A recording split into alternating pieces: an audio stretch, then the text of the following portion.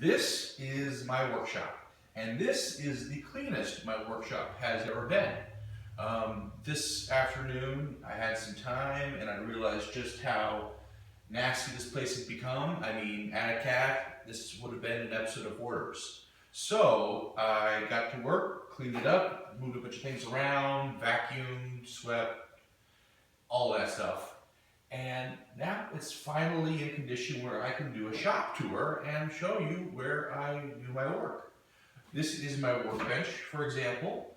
I built it using plans from Steve Ramsey and made a few changes. He uses plywood for the top. I got some 2x12s and just put them next to each other. Maybe his idea is better because his is a truly flat top. Mine is a bit off, but it also costs about a third as much. Do what you want to do. Here's my drill press station. I just put this together.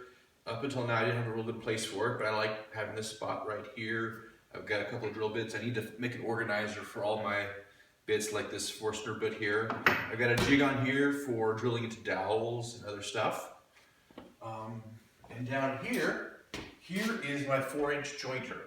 I picked this up at a garage sale, just about everything I have here is all used and picked up at a garage sale or an estate sale for cheap because it needed work. This had really messed up blades, but it came with a set of new blades, so I had to take out the old ones and get the new ones in there and get them all aligned and calibrated to where it'll work. And now it actually puts a decent edge on there.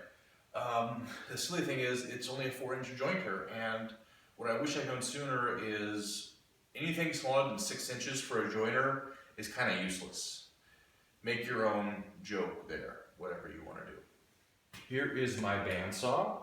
It's a Craftsman 12-inch bandsaw that I picked up at another garage sale. Actually, the same place as I got my drill press right there. It's got a nice outlet in the back so that I can hook up my dust collector to it to pull all the crap out of it. The problem is, if I cut anything too thick, I draw so much power in here that I can't run the dust collector and the bandsaw at the same time. So I really need to get an electrician in here or something to help me out with that. Over here I have all kinds of storage. A lot of these cabinets were here when we moved in. I added some to it as well.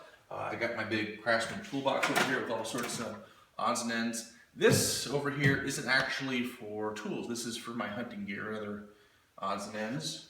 I've got all sorts of projects going on right now.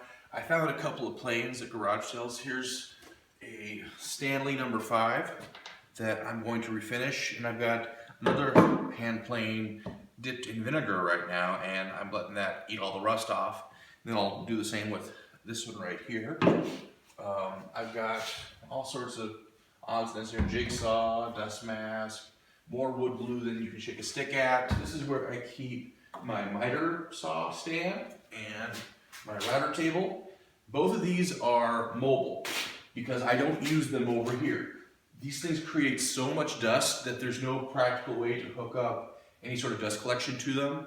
My miter saw especially, it has this bag on here for supposedly collecting dust. None of it goes in the bag. None of it goes through the outlet. It all just goes everywhere. So whenever possible, I wheel this thing outside for doing any cross-cutting. And same with my router table. This is another thing I picked up for, I guess, for $5. It's great. It folds up if I really want to save some space. And yeah, I take that outside because it produces so much dust that no vacuum can contain it. Unless I'm looking to build myself a much better router table with built-in ductwork. That way I can use it without getting dust everywhere, including all over my hair. But that's a project for another day. Here is where I want to put my table saw when I get one. I don't want to have one yet for 2 reasons. First is the money, and 2, I don't have enough power out here to run a decent table saw. But when I do, I want to get one. So that's a goal for me.